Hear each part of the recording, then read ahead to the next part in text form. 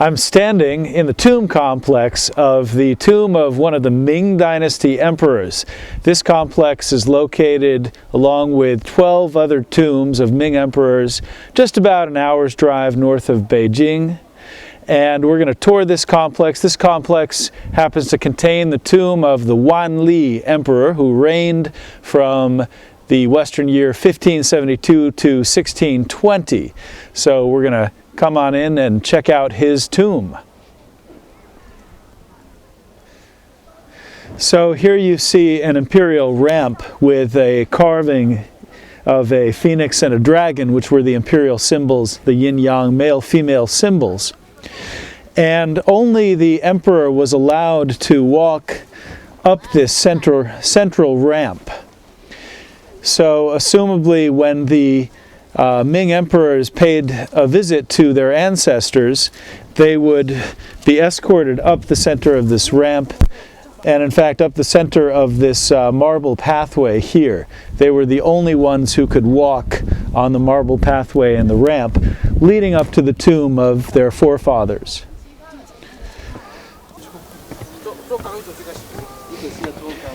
So if you were the emperor paying homage to your fathers, grandfathers, illustrious ancestors in the Ming, you would be walking down this central pathway where you would pass over yet another phoenix and dragon pairing on your way further into the imperial tomb.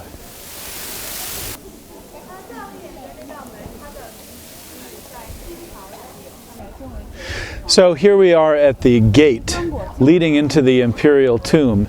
And this gate, or pilo, would separate the earthly realm from the numinous realm.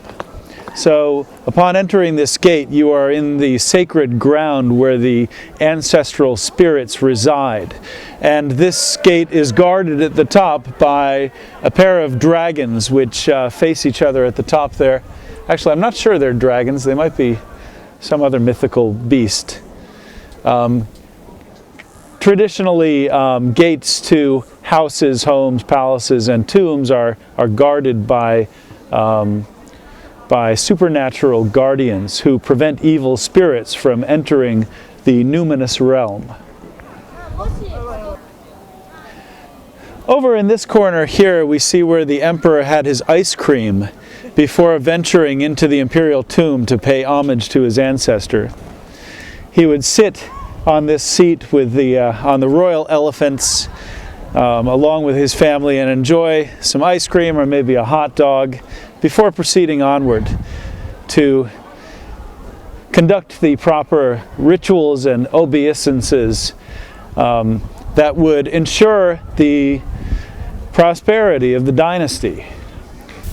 Here we are at the base of the ceremonial hall of the imperial tomb. And as you can see, it was a pretty difficult job for the emperor to scale the wall up to the top where he would pay his obeisances. It was always quite an arduous task, and only the most fit emperors were up to this task. So this was a way of weeding out the weaker heirs and ensuring that the fittest son was going to be the next emperor.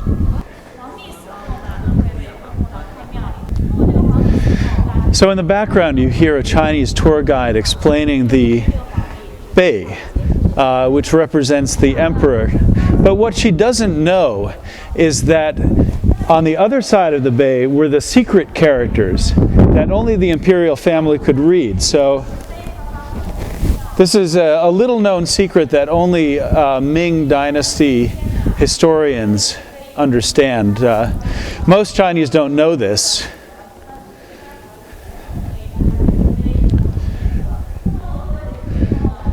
But if you look at this side in the light of the setting sun on the 7th of July, these secret characters will appear.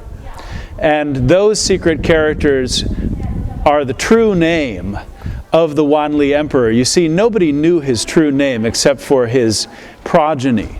And that is how they were able to keep his secret name truly secret. So here we are in front of the Seoul Tower built in 1587. It is a symbolic structure of the mausoleum. And another little known fact is that the Seoul Tower was where Seoul music was invented. The Chinese invented Seoul music as they invented paper, the printing press, the compass, and so forth. But it's a little known fact that the Wanli Emperor was in fact a great fan of Seoul music. So when Seoul music arose in America in the 50s and 60s, that was actually a product of the Wanli Emperor.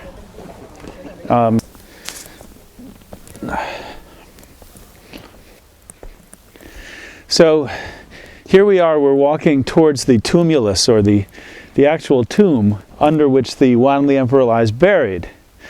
And you can see that it's a hillock, a fairly sizable mound or hillock here rising behind these cedars. But another little known fact is that when the Wanli Emperor was buried here, there was no hillock, there was no tumulus. What happens is that when an emperor is great, truly great emperor, as was the Wanli Emperor, his soul is so powerful that once he is put into the earth, his soul expands. And as it expands, it lifts the earth up and creates a tumulus effect.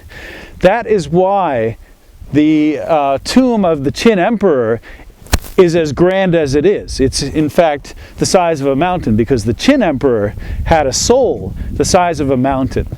And that's why he was able to unite China.